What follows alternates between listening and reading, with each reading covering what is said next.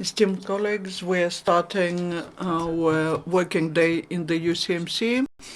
The presidential administration spokesperson on NATO-related issues, Colonel Andriy Lysenko.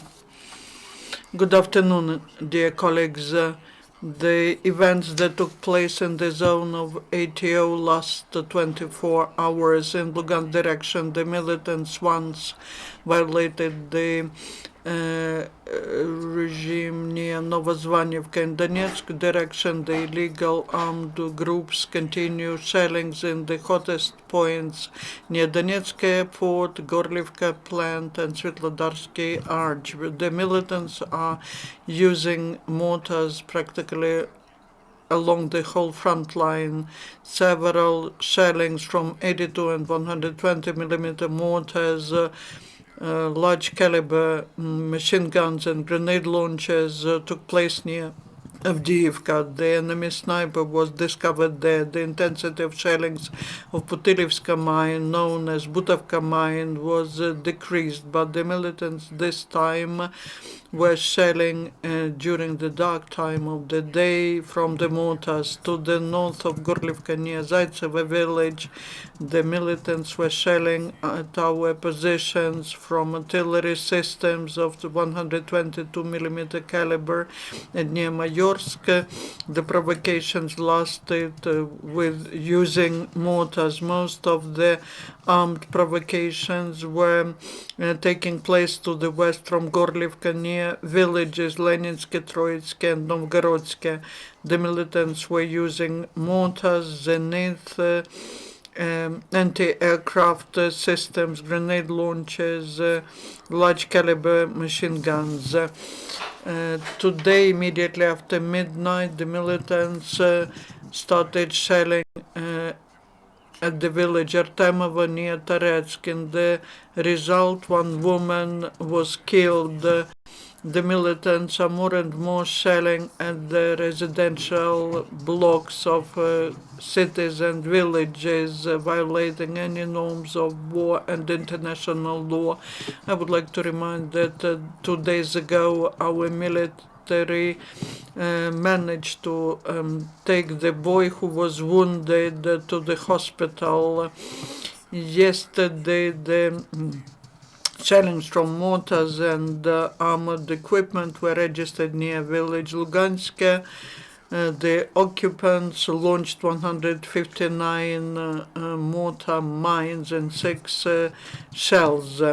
In Mariupolsky direction, the number of shellings decreased twice. It is still not quite near Mariinka and Krasnogorivka, where the militants launched 3 mortar mines. They were shelling from grenade launches and anti-aircraft system. Also, our troops registered 2 shellings of the enemy sniper. Besides, some provocations were registered near Gnutovo, Talakivka, Vodiana and Shirokina. During the last 24 hours, there were no servicemen killed, 3 were wounded. The losses of the militants, 2 militants were killed and 4 were wounded. Also, the military reconnaissance detected that one of the killed militants on the 11th of June was Andriy Lysenko, the commander of the route of the platoon of so-called 3rd Separate Battalion of Special Purpose, which is located in Donetsk. According to the main intelligence department, the bands continue to use the drones to collect the intelligence. One drone was registered near Avdiivka industrial zone. The military intelligence reports that Russian Federation strengthens their propaganda in the east of Ukraine. The Center of Information of Counteracting that is located in Novocherkassk organized the work of Russian journalists at the front positions of the bands which are located in Gorlivka, Makivka and Lugansk. At the same time, the Ukrainians are paying respect to the military that participated in liberating Mariupol. Yesterday there were the celebrations dedicated to the second anniversary of the day of liberating the city of Mariupol. In Odessa, the military instructors from Canada organized the training courses for future officers of armed forces of Ukraine. During 3 weeks, the instructors will organize trainings which are dedicated to modernizing logistics and also organizations of logistic operations. And now, 2+2 channel, what are the losses during the last 24 hours? 3 wounded. And why there are no 4 persons killed in this statistical data. We received the data from the general staff, and they received data from the armed groups which are servicing, which are in the front line. So officially the losses of the right sector are not accumulated. At the front line there are the units of the armed forces of Ukraine, and we report on that data. The next question. Lysenko Semen, People's Movement of Ukraine newspaper. I have a question. What is the logistics that our officers are taught by Canadians? That's first question. The logistics, that is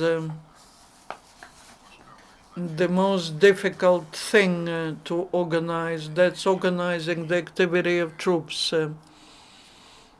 About 70% of efforts are concentrated on logistics to support 30% of military units. That's organizing food, bringing ammunition and everything else for the military units which have to operate in any circumstances, under any conditions. And the experience of Canada, because that's NATO country, will be very useful, is very useful and valuable for us. In times of the Soviet Union, the issue of supporting is not the strongest one, and that is why we appreciate this very valuable experience of NATO countries. That's practically supporting the rear, not to make volunteers work so hard. That's super. And one more remark, talking about military actions, not about today. I wasn't here for 2 weeks. Once a month ago, there were intelligence officers here, and they were saying that from the territory of Russia, the fuel is brought to the territory of DPR and LPR, so-called DPR, LPR. They are preparing the assault, and I told that the offense, and I told one guy that just tell them they are preparing the offense, but he said, oh no, they are bringing it to trade with us. It was 2 weeks ago. Why is it done? Why Russian FSB allows it? If there's an offense, then they can eliminate these things. No one will eliminate this if they have money from that. If you need to say where it happens, I can tell you. If not, then I can tell it now or I can tell it later, but it happens all over the front line. Thank you.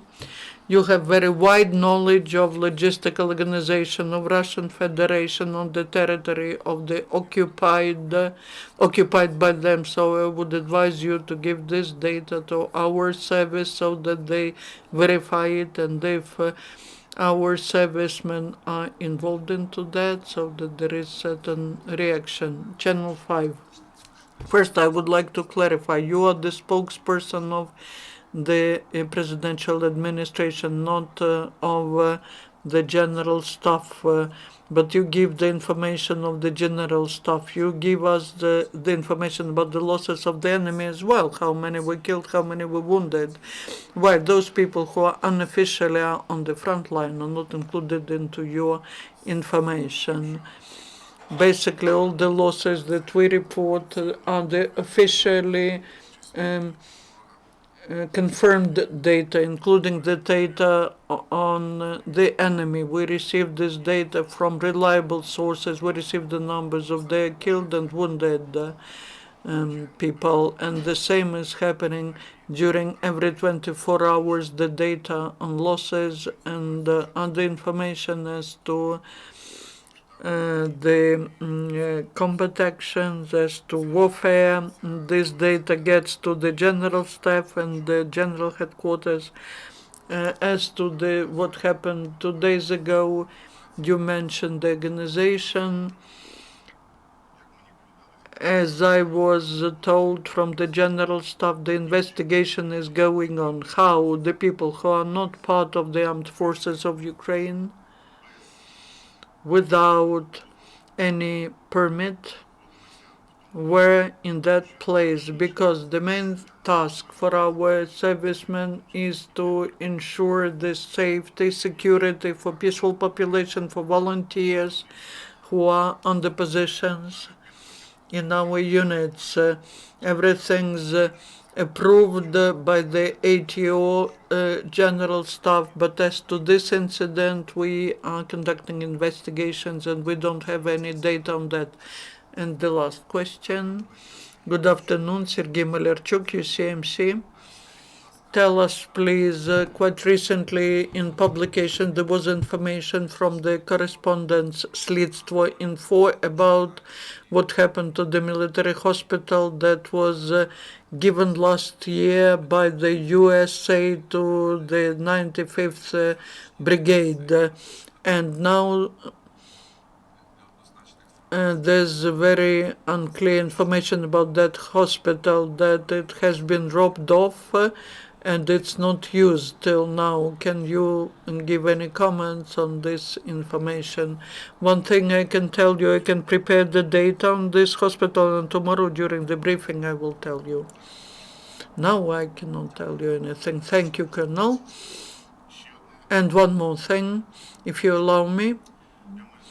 I need to say that the death, the killing of people that happened at the front line, and that is really something that infuriated the society. Every person, every Ukrainian who with the weapons and arms volunteer was killed by the occupants is a real Ukrainian, is a hero, is a patriot. That is why to say that some are more patriotic, some are less patriotic would be wrong. We are all now under the influence, under the impact of this conflict, some at the information front, some at the front line, some in the rear. So any person, any Ukrainian who was killed, who perished, that's our person. Glory to heroes. Thank you, Colonel. See you. The next